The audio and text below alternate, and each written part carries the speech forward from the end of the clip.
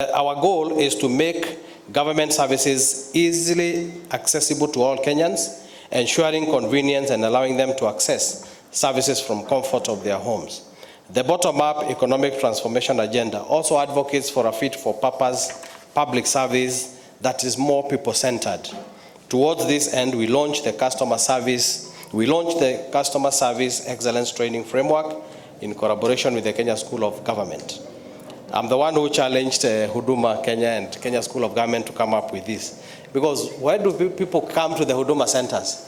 There must be something good, isn't it?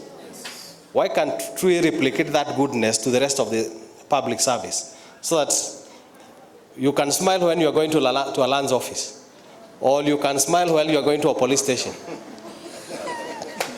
Eh?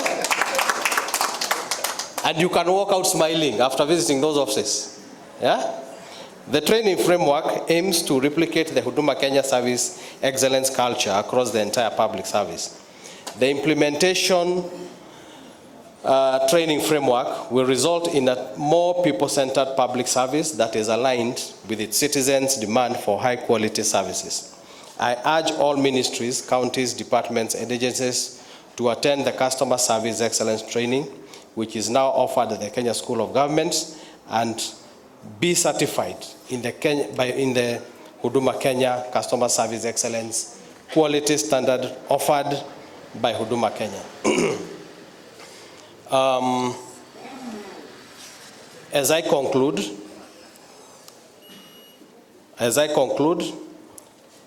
I want to urge the staff of Huduma Kenya to emphasize and to give priority to self-dedication to service. Remember, happy customer becomes our ambassador, and an unhappy customer becomes our critique. I normally tell public servants, me, I'm a public servant, and have never done anything else other than being in public service.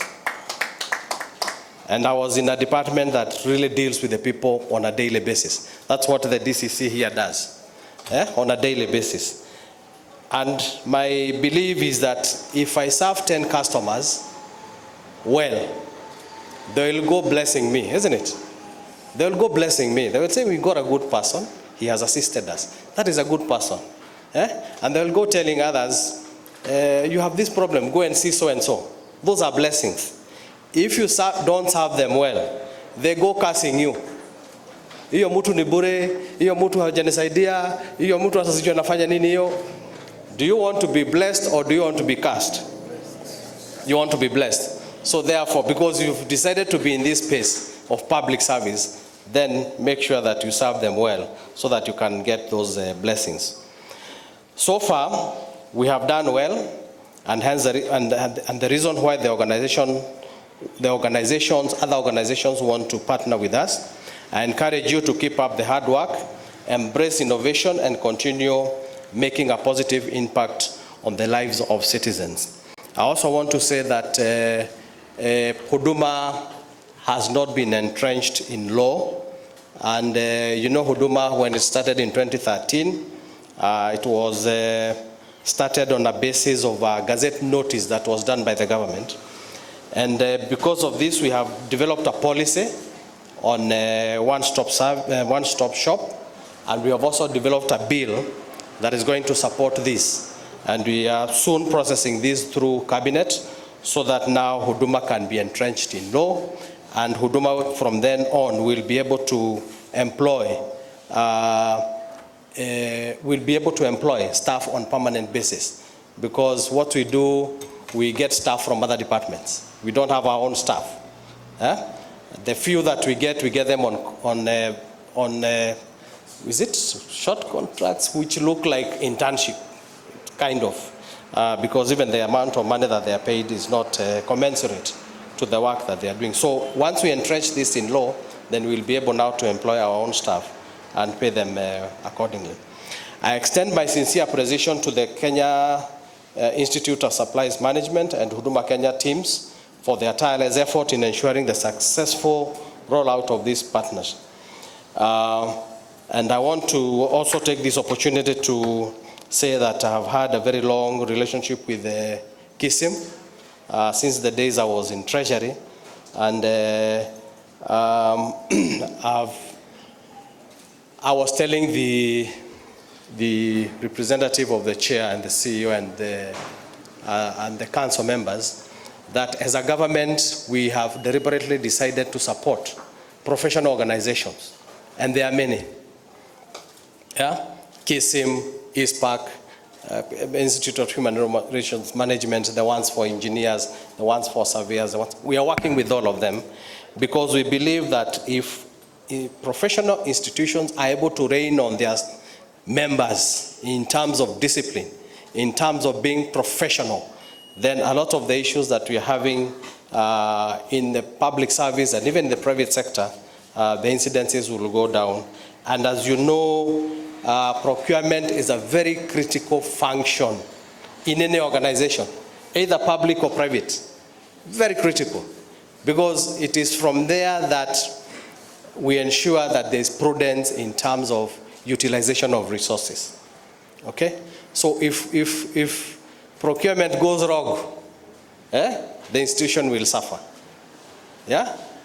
The institution will suffer, but we believe that as a professional organization, you'll be able to rein on your members.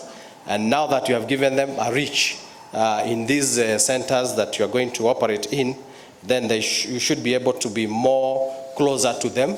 Because as a professional organization, if you're not close to your members, they will forget you, and or they will ignore you. And there's nothing you can do. So you need to be as close as possible so that you can ensure that they're there.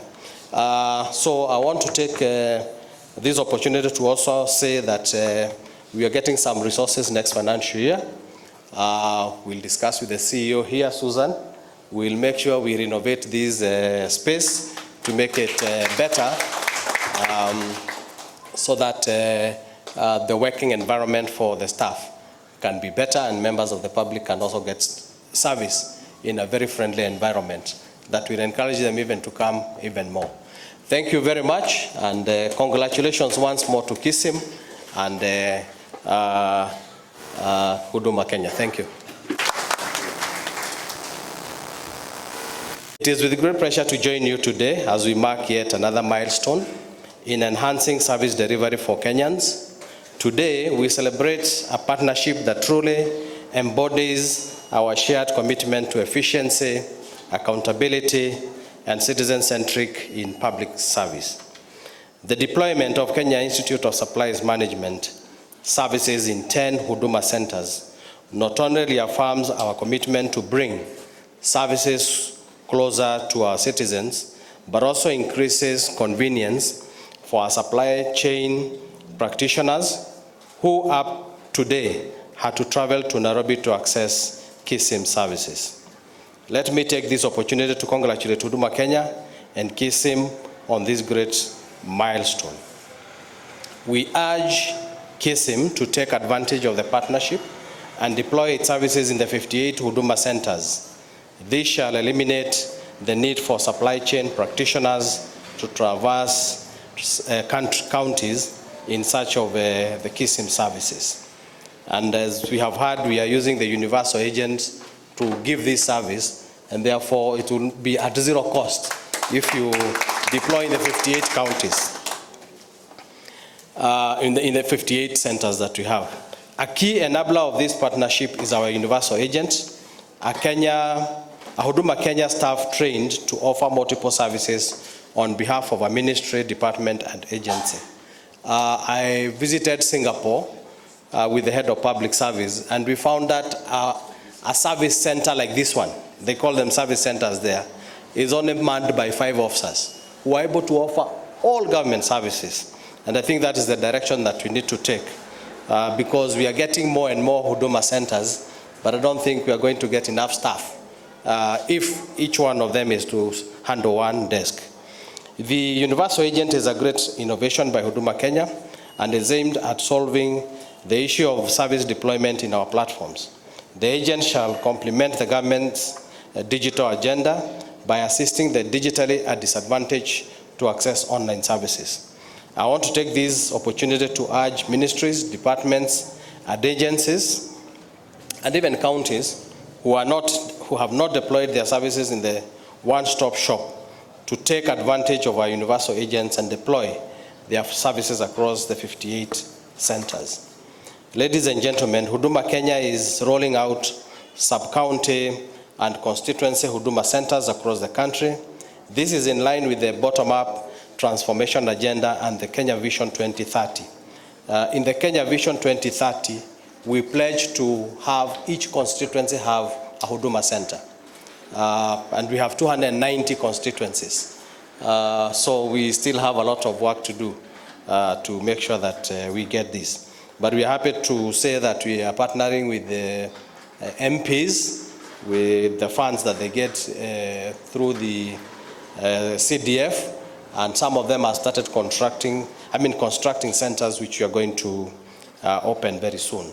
I want to begin by saying that today marks a pivotal moment in KISIM's journey as we officially operationalize our Lower Eastern Regional Chapter through the launch of our services within Huduma Centres in the advancement of our regional reach across the country.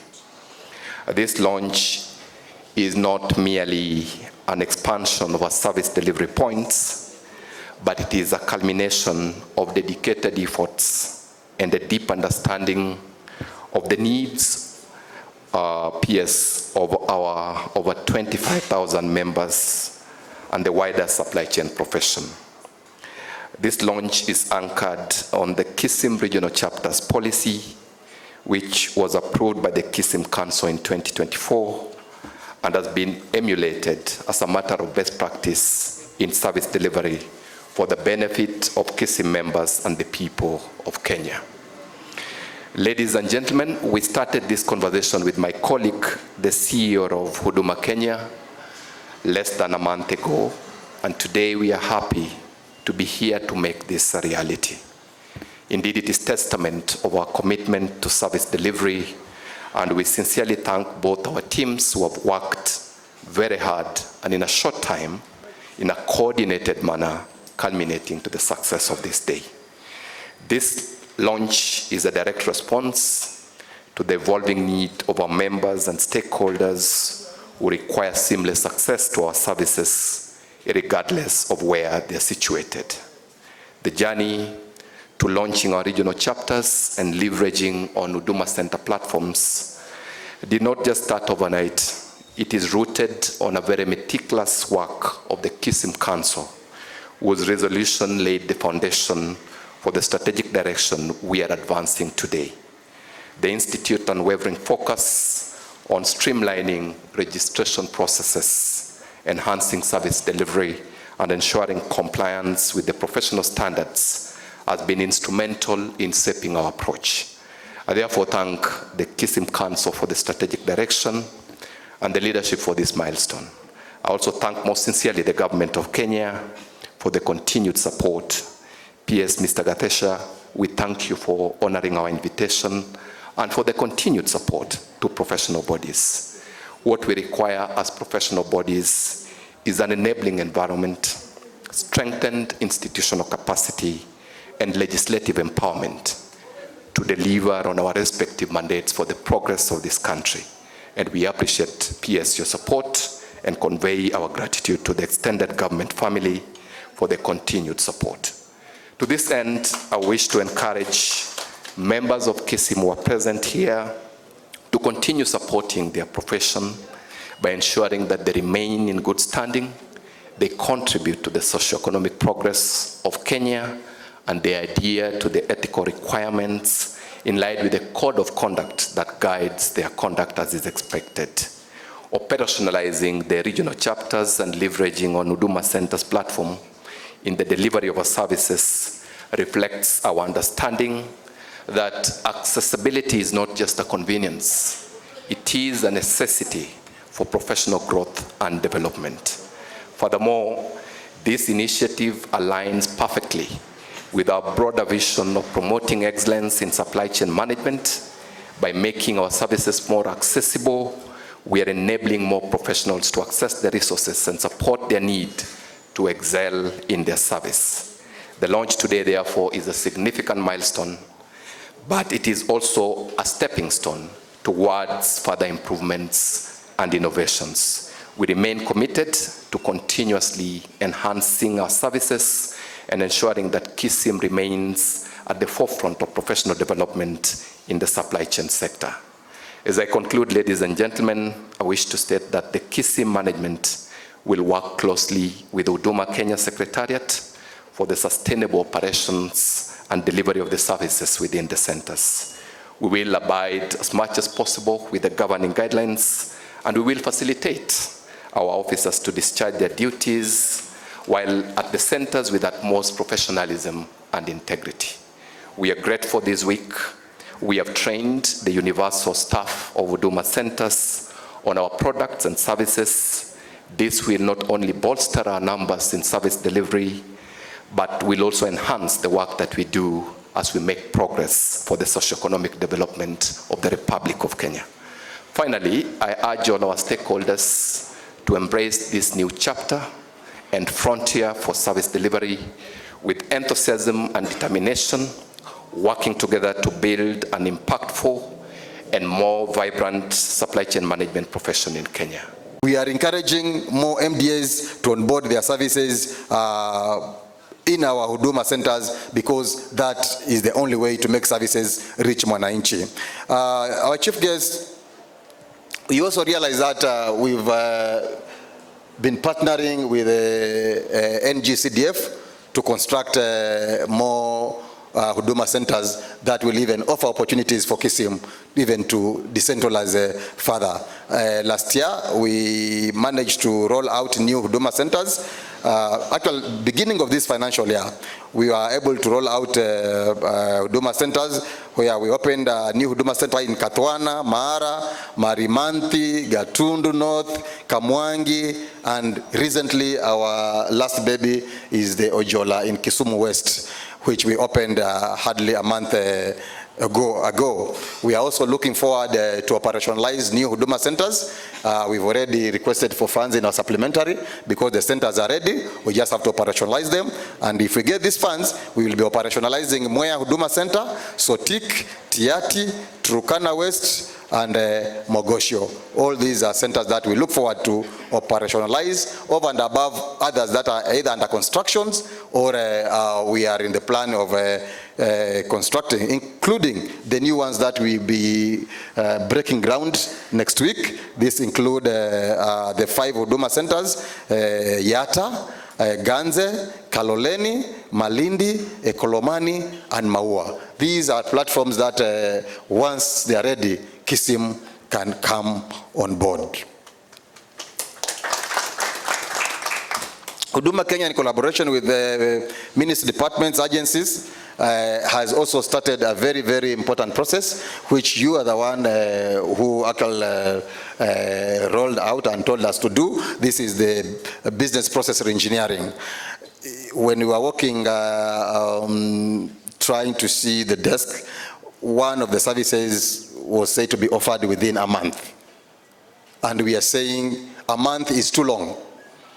And this is the reason why you told us to embark on the process of business reengineering so that we can re-engineer the processes and reduce the turnaround time.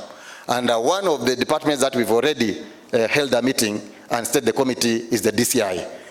That has been a common complaint by many customers, saying that it takes so long to get the certificate of good conduct. We've also made committees with NRB. We've made already engineering committees with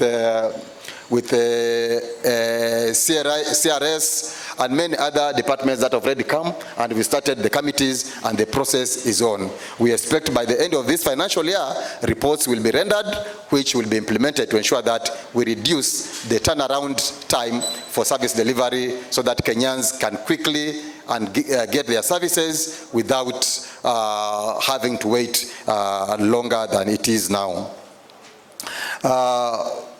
I'm so grateful once more. Today we are here to to witness the signing of a service level agreement with KISIM, and also officially launch their desk in Huduma Centres. And this is in response to the spirit of devolving services to reach Kenyans across the country. And today, Kenya Institute of Supplies and Management has decided to take advantage of our platforms and our infrastructure to deploy these services in 10 select Huduma centers, hoping that they will be able to even to decentralize into more centers as time goes. And today we'll be launching these centers in GPO, Nairobi, in Mombasa, in Nakuru, in Bomet, in Wajir, in Kakamega, in Nyeri, in Eldoret, Kisumu, and of course Machakos, where we are hosting this event today. That means that KISIM now can boast to be in 14 regions. Yeah, so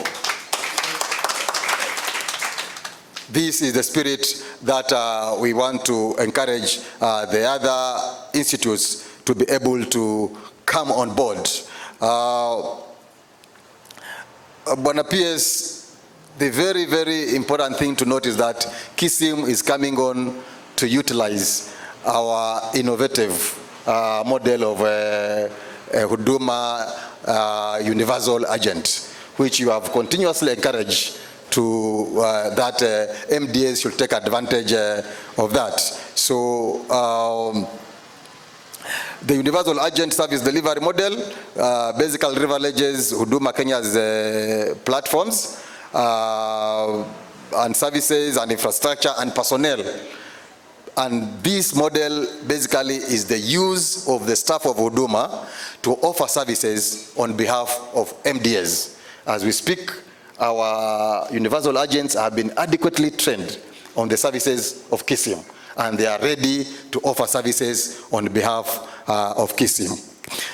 And this is very important as we roll out our centers, because it serves to reduce the cost by the MDAs of hiring staff, the cost of renting space, because we already have space for them here.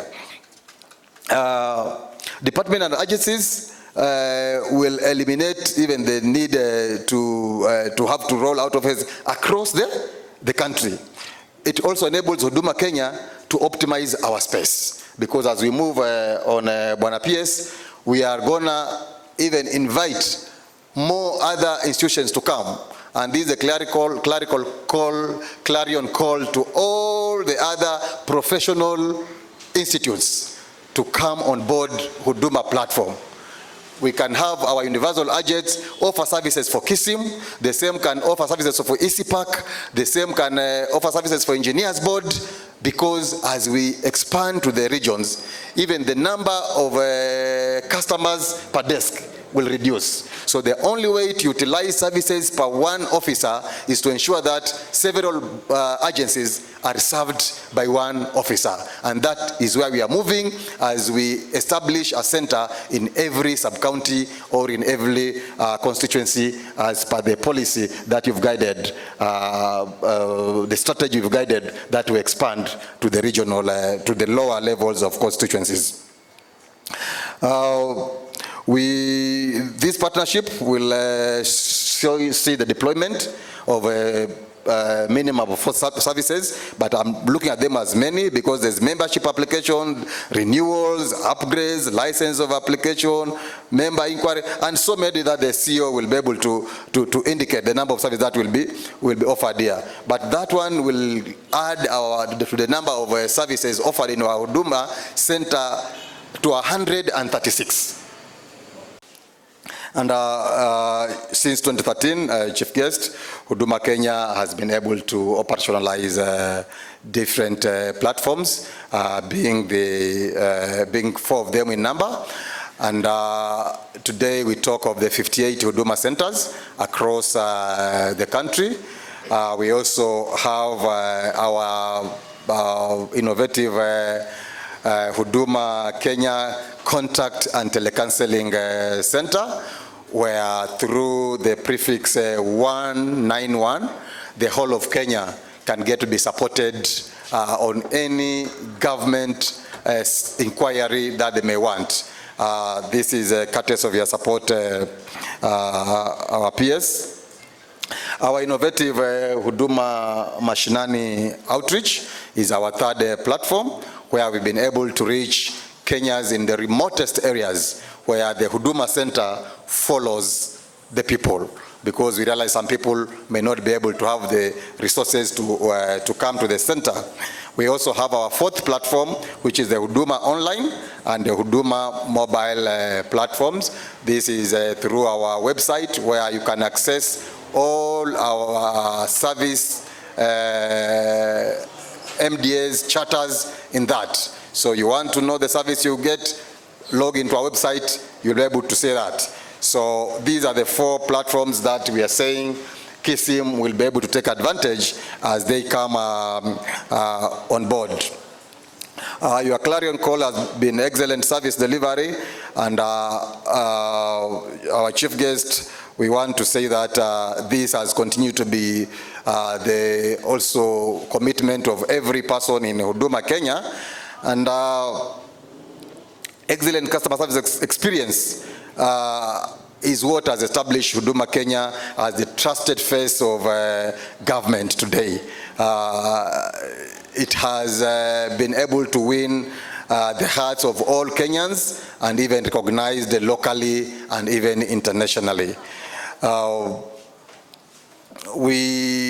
It has been said that customers may forget what you said, but they will never forget how you made them feel. This is one Mayo Angelo who quipped that, and I always say that service to man is service to God, because even the Bible says that you cannot say that you are pleasing God if you cannot make your neighbor happy. So this is our motivation in Huduma, that we endeavor to ensure that all our customers will leave our platforms with a smile.